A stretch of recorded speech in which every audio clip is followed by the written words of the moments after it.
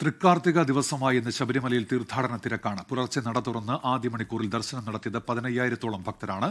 വിശദാംശങ്ങളുമായി ഇപ്പോൾ MG പ്രതീഷ് ശബരിമല സന്നിധാനത്ത് നിന്ന് ചേരുന്നുണ്ട്. Pratheesh, good morning. എന്തൊക്കെയാണ് വിവരങ്ങൾ പ്രതീഷ്?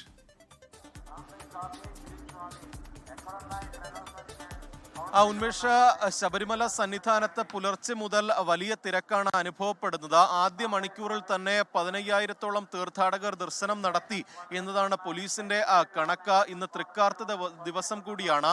കൂടുതൽ തീർത്ഥാടകർ ഇന്ന് ശബരിമലയിൽ എത്തും എന്നതാണ് പ്രതീക്ഷിക്കുന്നത്. ഇന്നലെയും 80,000-ഓളം തീർത്ഥാടകർ ദർശനം നടത്തിയിരുന്നു. പക്ഷേ വലിയ തിരക്കുകളൊന്നും തന്നെ കാര്യമായി സന്നിധാനത്ത് പ്രകടമല്ല. ഈ തീർത്ഥാടകരെ നിയന്ത്രിച്ചുകൊണ്ടാണ് പമ്പയിൽ നിന്ന് സന്നിധാനത്തേക്ക് കടത്തിവിടുന്നത്. അതുകൊണ്ട് തന്നെ ഈ തിരക്ക് കൃത്യമായി പോലീസിന് നിയന്ത്രിക്കാൻ കഴിയുന്നുണ്ട്. നിലയ്ക്കലാണ് സ്പോട്ട് ബുക്കിങ്ങിനുള്ള സൗകര്യം ഏർപ്പെടുത്തിയിരിക്കുന്നത്. തീർത്ഥാടകരുടെ എണ്ണം പരിഗണിച്ച് കൂടുതൽ ഭക്തർക്ക് സ്പോട്ട് ബുക്കിംഗ് സൗകര്യം നിലവിൽ പോലീസ് അനുവദിക്കുന്നുണ്ട്. 5,000-ആയി നിജപ്പെടുത്തിയെങ്കിൽ കൂടിയും ഈ തിരക്കിന് ആനുപാതികമായാണ് കൂടുതൽ പേർക്ക് ഈ നിലയ്ക്കലിൽ സ്പോട്ട് ബുക്കിംഗ് ചെയ്യാനുള്ള സൗകര്യം ഏർപ്പെടുത്തിയിരിക്കുന്നത്.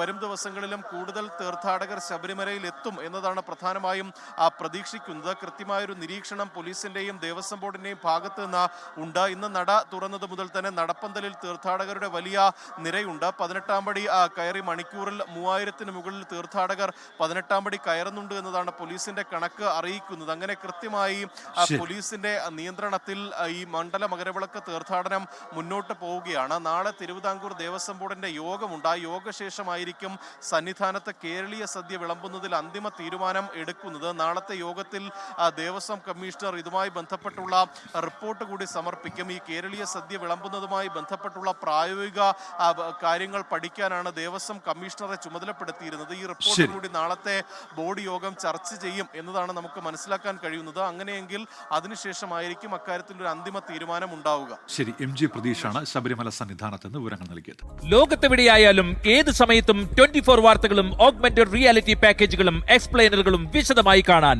ഞങ്ങളുടെ YouTube ചാനൽ നിങ്ങൾക്ക് സബ്സ്ക്രൈബ് ചെയ്യാം.